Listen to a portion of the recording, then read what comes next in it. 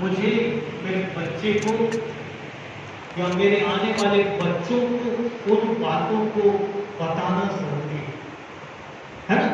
So he called one of his angel, तो उसने अपने किसी एक दूत को बुलाया और कहा कि आज अब एक काम करो, जाओ पतमस नाम टापू पर, मेरा बड़ा प्रिय मित्र है, यूहन्ना उसका नाम है, वो पतमस नाम टापू पर मेरी गवाही देने के कारण वहां जेल खाने में कैद है, और आप जाओ ये सारा संदेश जाकर उसको दे दो। तो आज्ञाकारी स्वर को तुरंत चला यूहन्ना के पास, और ये सारी बातें जो प्रभु इस प्रकाशित वाक्य की किताब में करता है, जो कुछ प्रभु आने वाले समय में प्रकाशित वाक्य किताब में करने वाला है, उन सारी बातों को जाके उसने अपने दास यूहन्ना को दे दिया। ठीक है, इसके बाद हमने देखा था यीशु मसीह मुख्य 3 रूपों में हमारे सामने इस किताब में आता है।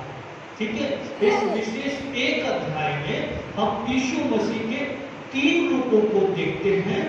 पहला, यीशु मसीह परमेश्वर का पुत्र है। फर्स्ट फ्यू वर्सेस में हम इस बात को देखते हैं कि यीशु मसीह जो है वो परमेश्वर के पुत्र की माफिक हमारे सामने आता है।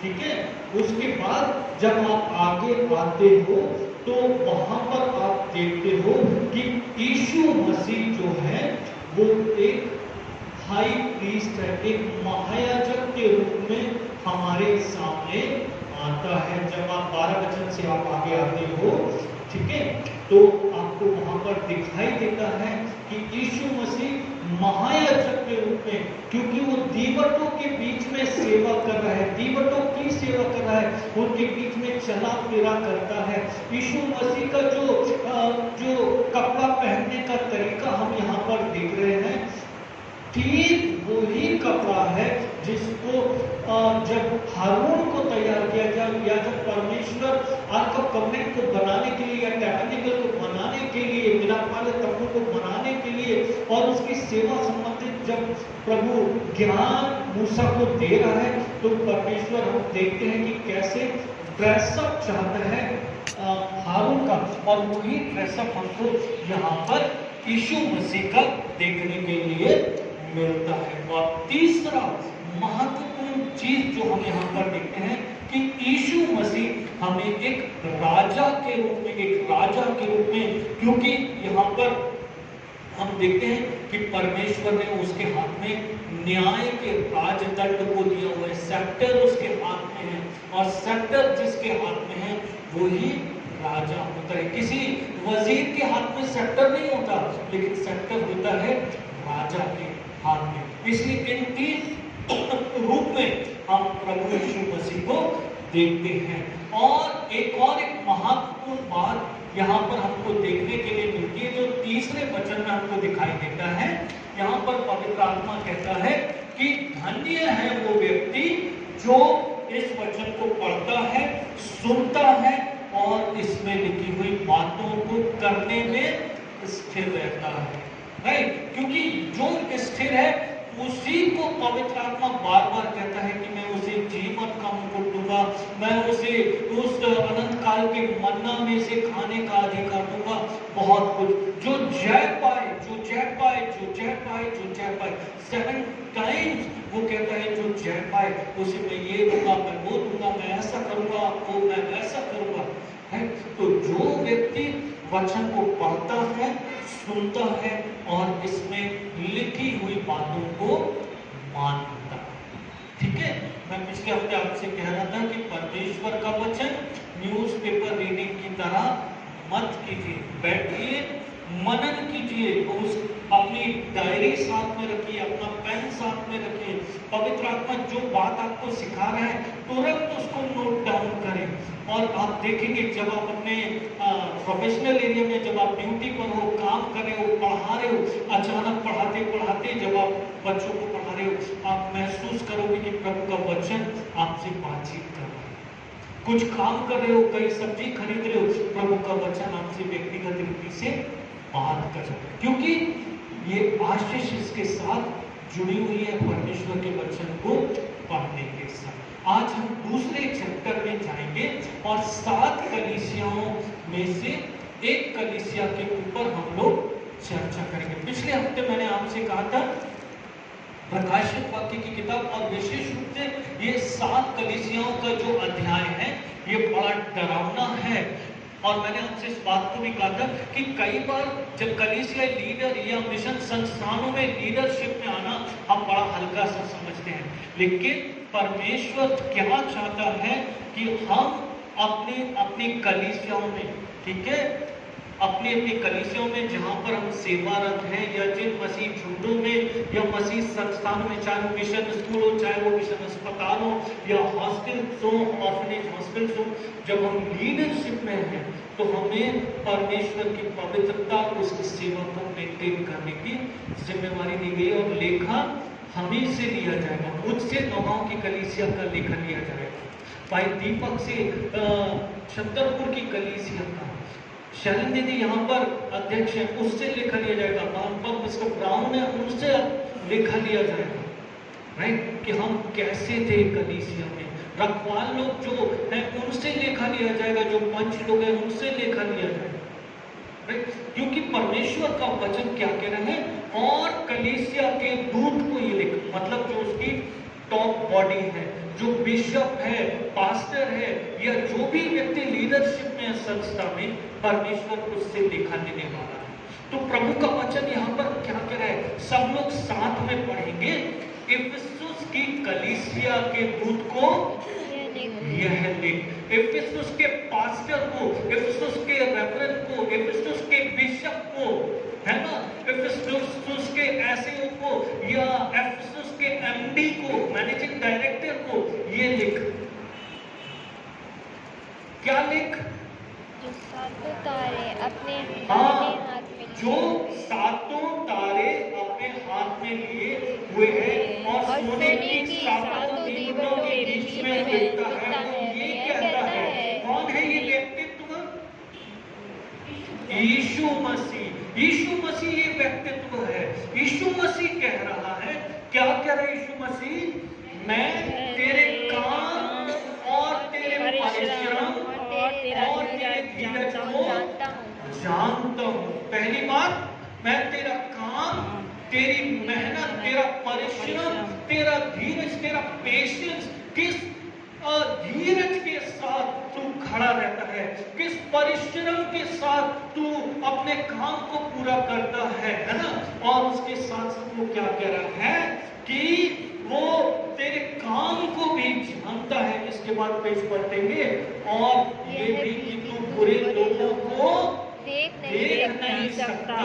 और इसके बाद क्या कह रहे हो कि जो लोग अपने आप को प्रेरित कह रहे हैं उन्हें परखकर तूने झूठा पाया है। परमेश्वर का वचन क्या कहता है? मैं तेरे काम, तेरे परिश्रम, तेरे धीरज, और उसके बाद ये भी कि तू दूसरे लोगों को, तू बुरे लोगों को देख। इसका मतलब क्या है? तू बुरे लोगों को देखना। कोई व्यक्ति खराब है तो हमने उसकी तरफ से अपनी निगाह को फेर लिया। ये बुरे लोगों को देखना है या नहीं देखना है? क्या मतलब है? बुरे लोगों को नहीं देखना।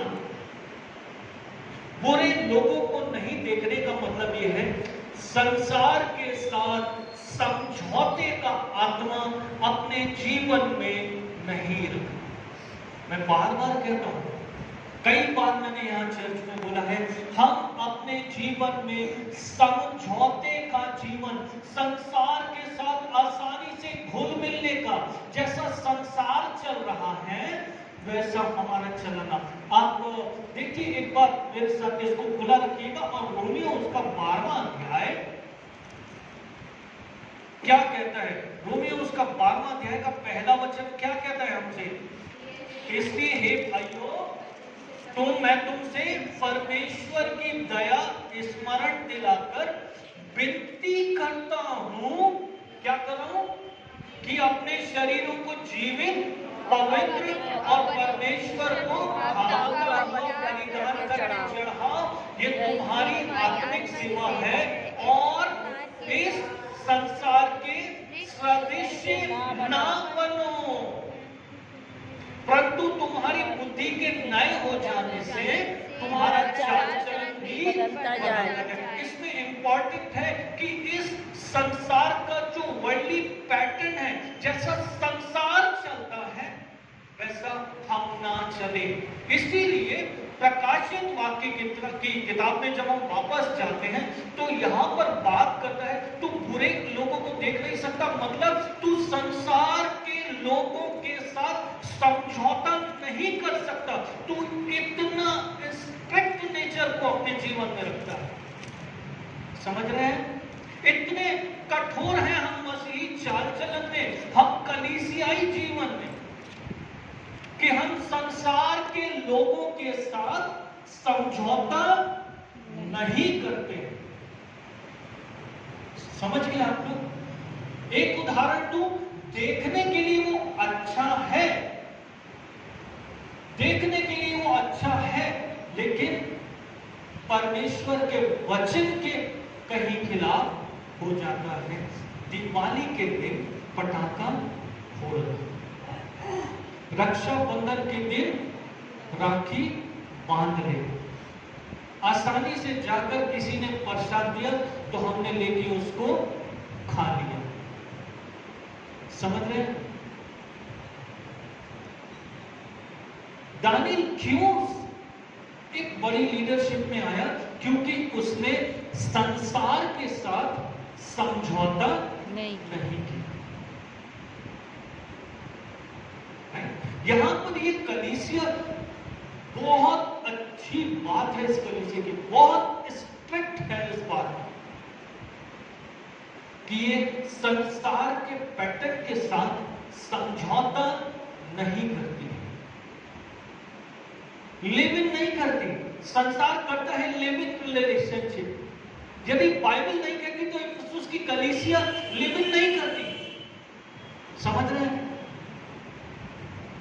एक और अच्छा उदाहरण हो सकता है कि कलीसिया के लोग अपने आप को इतना प्योर रखे हुए, उसके बाद और गुड डीड्स, यहां पर कहता है कि जो लोग अपने आप को प्रेरित कहते हैं और है नहीं, मेरी समझ में 11 प्रेरित प्लस पौलुस, जहां तक मेरी बुद्धि जाती है यही प्रेरित हैं, एपोस्टल्स यही हैं। आज यदि हम अपने आप को एपोस्टल्स कहते हैं तो हम एपोस्टल्स नहीं हो सकते। We ever can not be apostle. मैं प्रेरित नहीं हो सकता, क्योंकि वो दुख, वो तकलीफ जो इन प्रेरितों ने उठाई, विश्वास में जिस तरीके से ये प्रेरित सिद्ध पाए गए, मैं नहीं हो सकता। आज संसार का कोई भी व्यक्ति, कोई भी पास्टर होगा, या तो अपने नाम के आगे वो एपोस्टल लिख लेगा या कुछ और लिख लेगा। नहीं, बाइबल नहीं बोलती, एक झूठी बात है। क्योंकि उन प्रेरितों के अलावा हम विश्वास में स्थिर नहीं ठहर सकते। हमारा विश्वास कई बार डगमगा जाता है। बाइबल कहती है वो प्राण देने तक विश्वासी पाए गए, वो प्राण देने तक विश्वासी पाए गए। कितने ऐसे थे?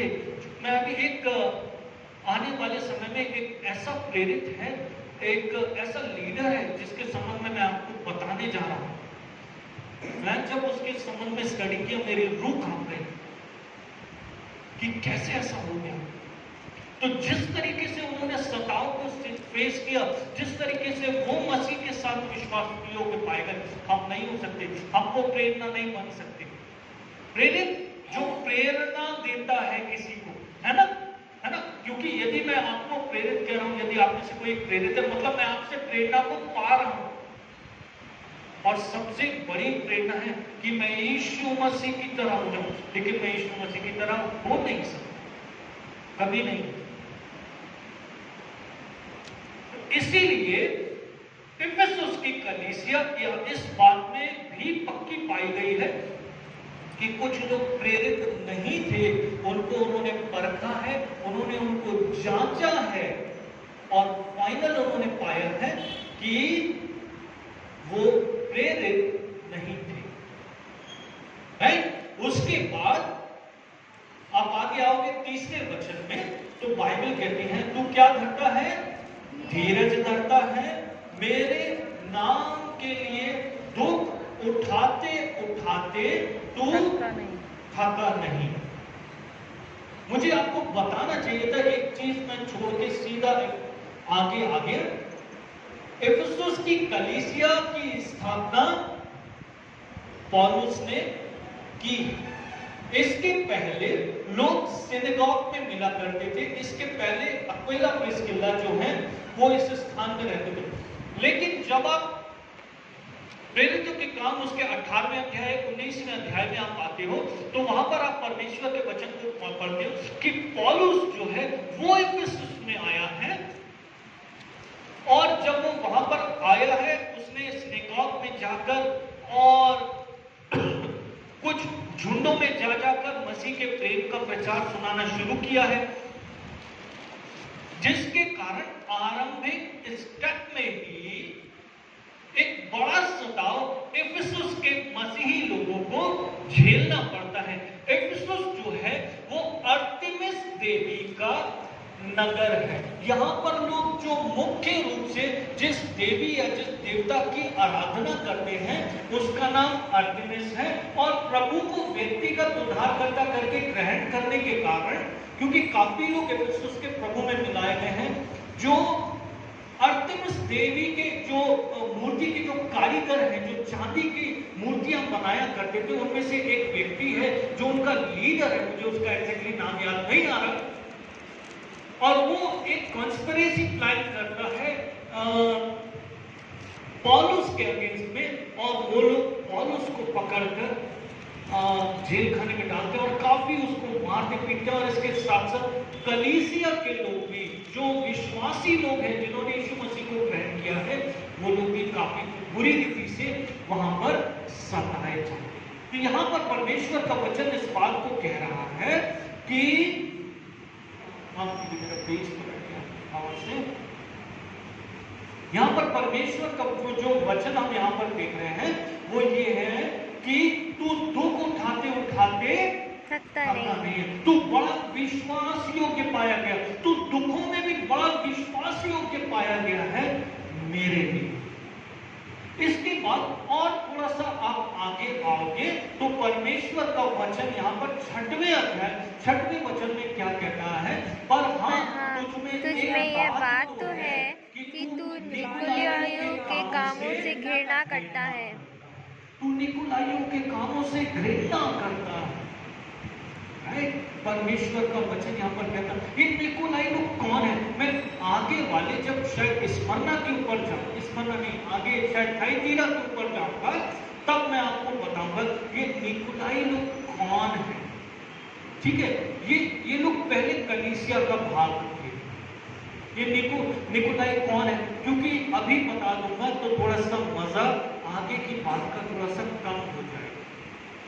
ठीक है, तो थोड़ा पेशेंटली वेट कीजिए, और आप भी जब घर जाते हो आपको मौका मिलता है तो निकुलाई या आप निकुलाई करके उसको गूगल टाइप करो, आपको समझने में आएगा, सीखने में आएगा। एक बता सकता हूँ मैं आपको, एक वेबसाइट है गॉड क्वेश्चंस करके, godquestion.org करके, वहां पर आप हु वर द निकुलाइट्स करके आप question.org करके जाओगे, question.org करके जाओगे तो आपको पूरा डिस्क्रिप्शन आपको वहां पर सीखने के लिए मिल सकता है। ठीक है, बहुत अच्छी अच्छी बातें अभी तक हमने चर्च ऑफ इफिसुस के संबंध में हमने देखी। इफिसियों की कलीसिया के संबंध में हमने बहुत अच्छी अच्छी बातों को देखा, लेकिन पवित्र आत्मा apart of these good deeds, इसके बजाय कि वो बहुत ज्यादा उनकी तारीफ करने में इंटरेस्टेड हो, परमेश्वर का वचन या पवित्र आत्मा जो है इफिसुस के एक ऐसे भाग को टच करता है जहां पर सुधार जरूरी है। ऐसा नहीं है कि इफिसुस की कलीसिया बहुत अच्छी है, press press press press press press करके पवित्र आत्मा उस बात को शट डाउन करता है। यदि पवित्र आत्मा एक तरफ हमारे अच्छे काम की तारीफ कर रहा है, हमें अच्छा लग रहा है पवित्र आत्मा से अच्छी बात को हमारे लिए सुनना, तो हमें तैयार रहना चाहिए वो भाग भी जहां पवित्र आत्मा चाहता है कि हम सुधार करें। वैसे ही इफिसुस की कलीसिया के कुछ भाग ऐसा है जहां पर उसको सुधार करने की जरूरत है। कौन सा भाग है उसमें देखिए, चैप्टर में कौन सा भाग है जहां पर चर्च ऑफ इफिसुस को अपने व्यक्तिगत एनालिसिस की और उस एनालिसिस को करने के बाद उनको उस भाग में सुधार करने की जरूरत है। कहां पर? हां, परमेश्वर का वचन क्या कह रहा है कि तूने मेरे साथ पहला सा प्रेम छोड़ दिया है, और इसलिए स्मरण कर कि तू कहां से गिरा है। जब तू मेरे साथ प्रेम के संबंध में था, ये लैंग्वेज जो है, ये लैंग्वेज पति और पत्नी के प्रेम से उद्भूत है। समझ गए आप? कलीसिया का प्रेम उसके दुल्हा यीशु मसीह की लैंग्वेज को यहां पर लिखने वाला यूहन्ना जो है उस लैंग्वेज को इस्तेमाल कर रहा है।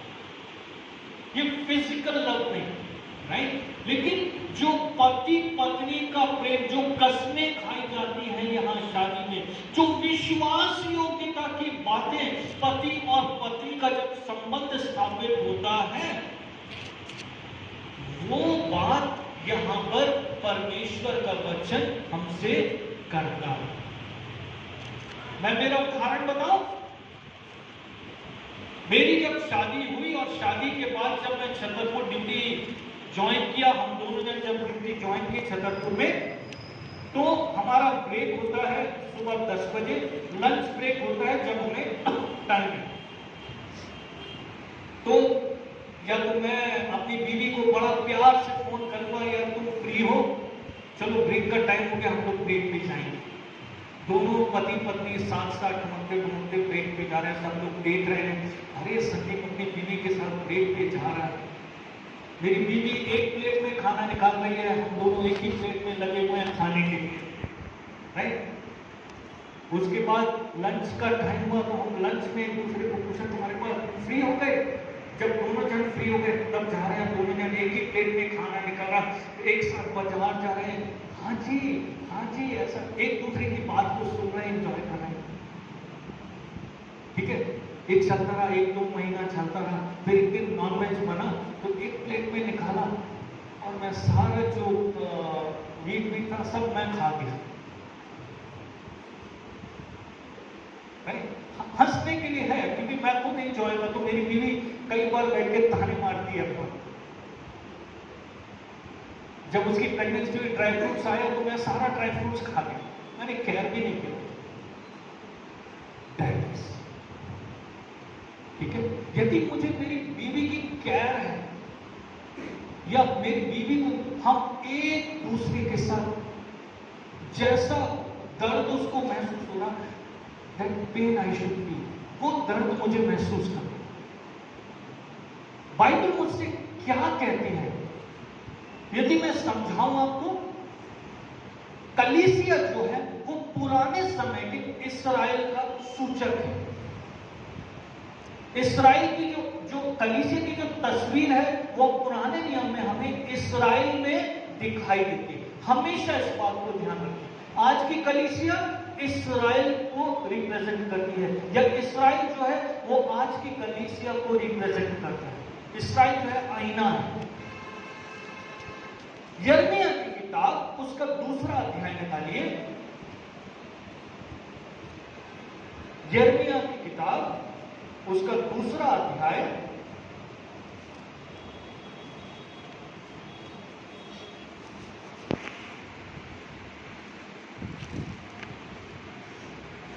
क्या कह रहा परमेश्वर का वचन यहाँ पर फर्स्ट 3 वर्सेस में? यहोवा का यह वचन मेरे पास पहुंचा जा और यरूशलेम में पुकार कर ये सुना दे, यहोवा ये कहता है मुझे तेरी जवानी का स्नेह और के समय का प्रेम मुझे स्मरण आता है। तू कैसे जंगल में मेरे पीछे पीछे चली जहाँ भूमि ज्योति हुई नहीं थी। है ना? परमेश्वर का वचन क्या कह रहा है हमसे यहाँ पर? इस्राएल की को उस उपमा में लेकर आ रहा है। कब का दिन परमेश्वर याद कर रहा है? जब इस्राएल मिस्र से निकलकर कनान देश को आ रहा है। बहुत सारी तकलीफें हैं, ठीक है।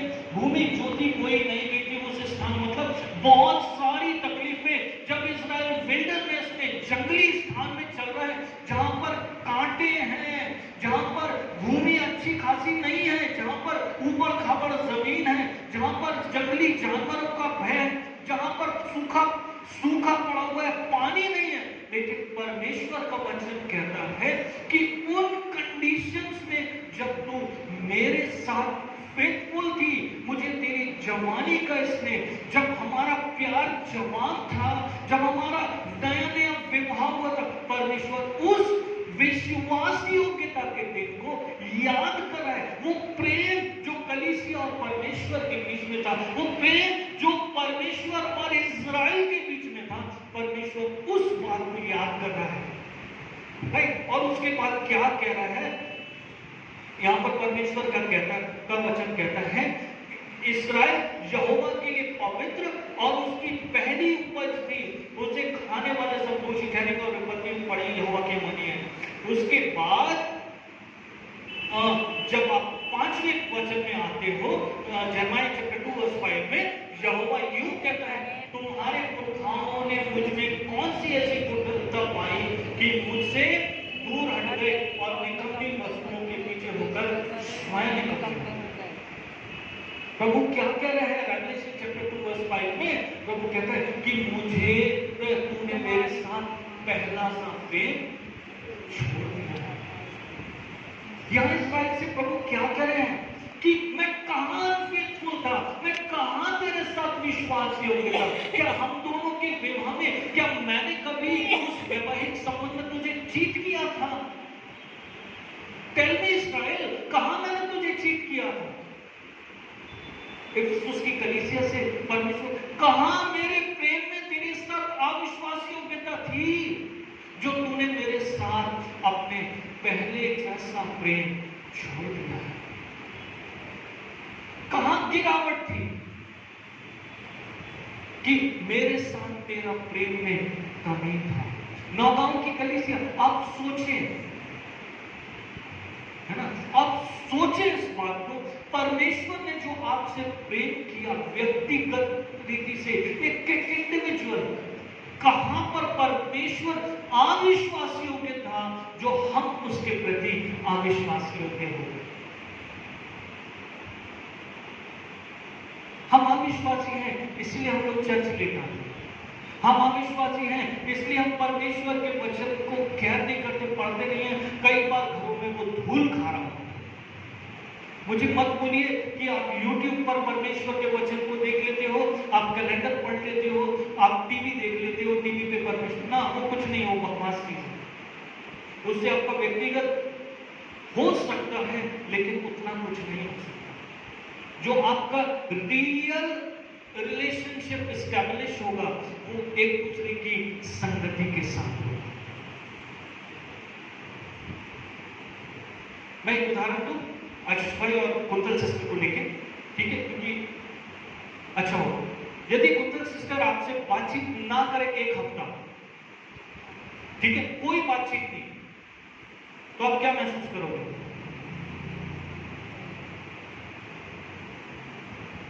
यार बात नहीं कर रही है, चाय नहीं दे रही है, क्या हो गया इसको? हाँ कुंतल सिस्टर, आशीष भाई आपसे 1 हफ्ता बात ना करें, आप क्यों नहीं कर रहे? परेशानी होगी, है ना?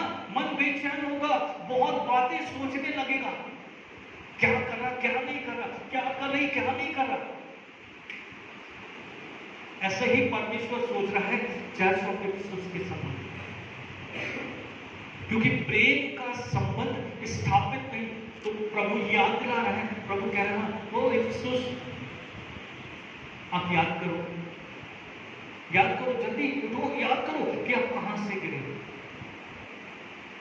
और उसके बाद जल्दी से वापस हम जाएंगे परमेश्वर के वचन में।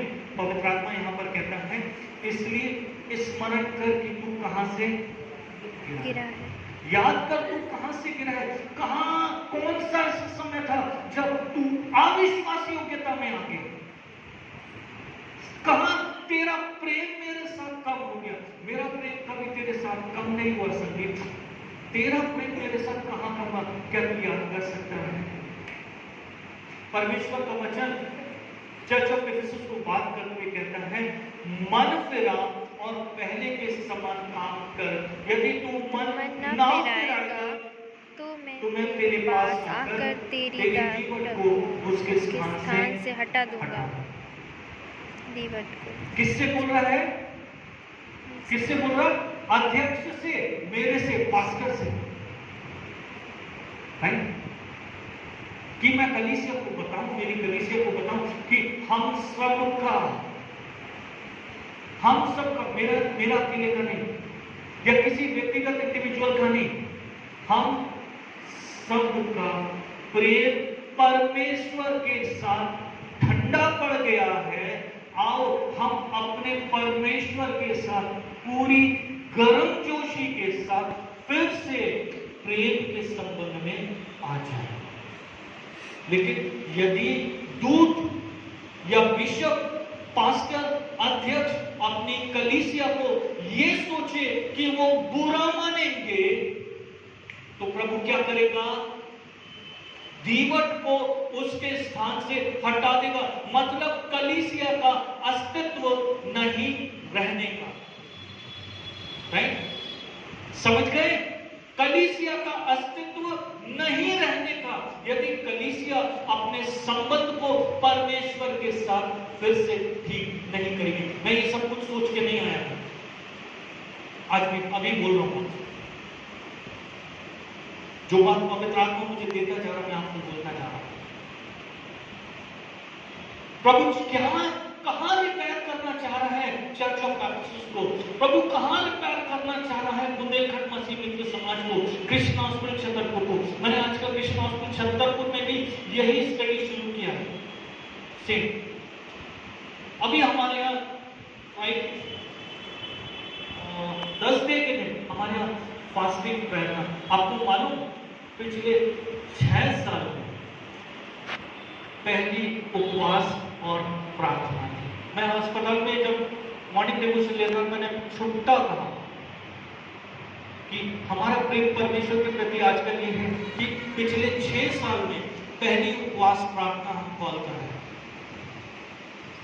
और लोग याद कर रहे थे, मैं घमंड के लिए नहीं बोल रहा हूं, अपने माफ कीजिएगा, कि भैया जब आपका समय था तो हम हर महीने उपवास और प्रार्थना किया करते थे। लोग, जो पुराने लोग हैं वो लोग याद कर रहे थे, और ये बात सच थी। हम परमेश्वर के हाथ को काम करता हुआ देखते थे।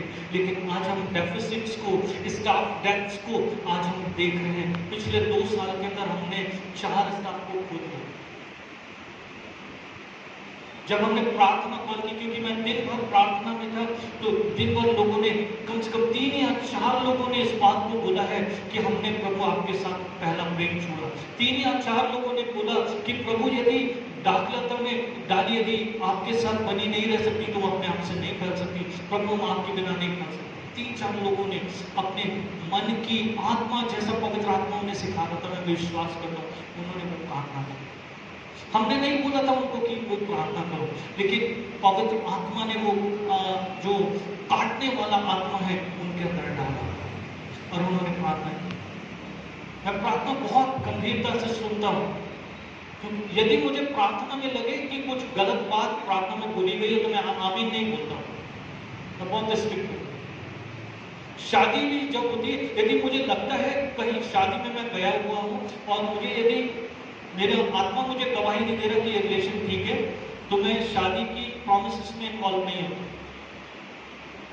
वैसे ही प्रार्थना में यदि मुझे लग रहा है कि प्रार्थना में कुछ गलत बात बोली गई है तो मैं आमीन नहीं बोलता, मैं उसमें सहभागी नहीं हूं।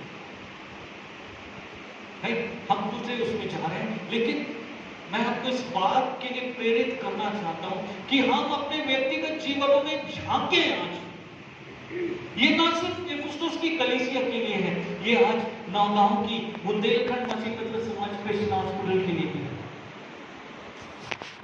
कि हम परमेश्वर के साथ संबंध में आए। हम इस बात को एक्नॉलेज करें, हम पहचाने, हम कहें प्रभु सच में हमने तेरे साथ अपने पहले प्रेम के संबंध को हमने छोड़ा है। और यदि हम रियलाइज नहीं करेंगे तो आने वाले समय में ये बिल्डिंग क्या है, यहां विश्वासियों का अस्तित्व भी नहीं रहेगा। आप जानते हो बिजावर में बिल्डिंग है लेकिन एक भी विश्वासी वहां नहीं। चर्च बिल्डिंग आज है।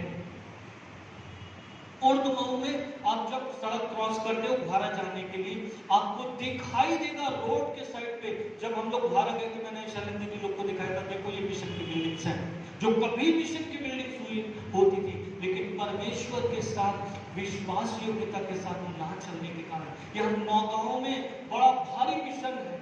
मैं कभी नहीं गया लेकिन मुझे बताया गया। लेकिन आज सब कुछ बेचा जा चुका, आज वो सब कुछ मिलिट्री के अंडर में आना चाहता है, सरकारी ऑफिस बन जाते हैं। बहुत सारे चर्च आज राशन के गोदाम बना दिए गए, बहुत सारी मिशन संस्थाएं बंद हो गई। कारण क्या था? कारण ये था कि वो परमेश्वर के साथ विश्वास योग्यता के साथ नहीं चले। हमारी ऑर्गेनाइजेशन ने और इससे 2 कदम आगे बढ़ के काम किया। सेंट्रल ऑफिस ने चैप्टनसी के पद को हटा दिया। सेंट्रल ऑफिस में या इंडिविजुअल हॉस्पिटल्स ने चैपल को प्रमोशन देना बंद कर दिया, चैपलिन्स को प्रमोशंस देना बंद कर दिया।